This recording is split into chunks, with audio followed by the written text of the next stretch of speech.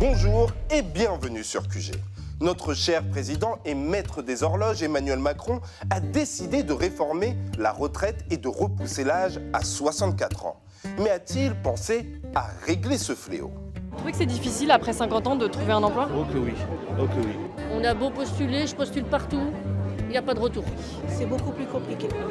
Pourtant, c'est le moment où on n'a plus d'enfants en bas âge, on n'est plus embêté par les problèmes d'école, mais bon, on a quand même du mal à trouver du travail.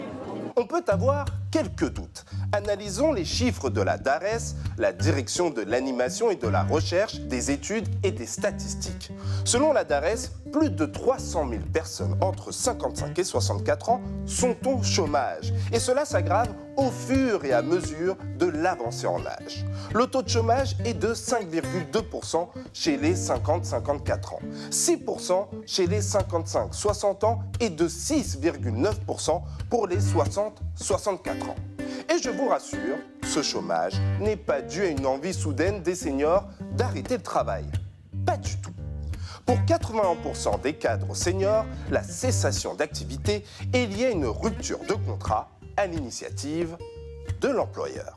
À 55 ans, moi, le discours régulier que j'entends en disant « vous n'êtes plus à la hauteur, vous n'êtes plus au goût du jour, vous n'êtes plus dans le bon temps aujourd'hui de l'entreprise ». Donc si on arrivait déjà à pousser ces gens-là jusqu'à 62 ans, est-ce que vous ne pensez pas qu'aujourd'hui, les caisses de retraite, ça améliorerait les cotisations? Moi, je le crois. C'est un véritable fléau qui est connu. Mais le gouvernement fait bien quelque chose, non? Pour lutter contre ce fléau, le gouvernement a proposé l'index senior, un document obligatoire permettant de justifier d'un taux d'employabilité des salariés de plus de 55 ans à remplir par les entreprises. Alors, vous devez vous demander quelles sont les sanctions si les entreprises ne remplissaient pas leurs devoirs concernant les seniors, c'est-à-dire les garder en poste. Voici la réponse. Nada, aucune, rien. En fait, si.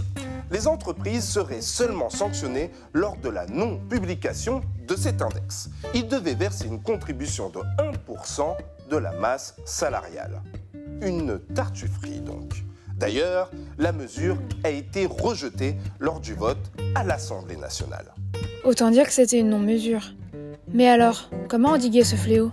Tout d'abord, il faudrait proposer plus de formation. Il faut aussi créer au sein de l'entreprise un lien intergénérationnel, comme par exemple permettre aux seniors de devenir les tuteurs des jeunes employés ou des apprentis, améliorer leurs conditions de travail ou encore inciter les entreprises à embaucher des seniors. Ne faudrait-il pas déjà gagner ce combat pour les aider, Monsieur le Président? Vous savez déjà plus comment faire après 55 ans. Les gens vous disent, les emplois, c'est plus bon pour vous. C'est ça la réalité. C'est le combat qu'on mène. On doit d'abord gagner ce combat avant d'aller expliquer aux gens, mes bons amis, travaillez plus longtemps. C'est le délai légal. Ce serait hypocrite. Que penser d'une société qui ne prête plus d'attention pour ses seniors? On vit vraiment dans des mondes parallèles. Moi, je suis dépitée, je ne crois même plus en une seule personne à l'heure actuelle. Je me suis toujours battue, toujours. Ils m'ont découragée. Cela devrait être une priorité pour le gouvernement. Je vous laisse méditer sur la question en suivant les émissions et actualités de QG. À bon entendeur, Luce.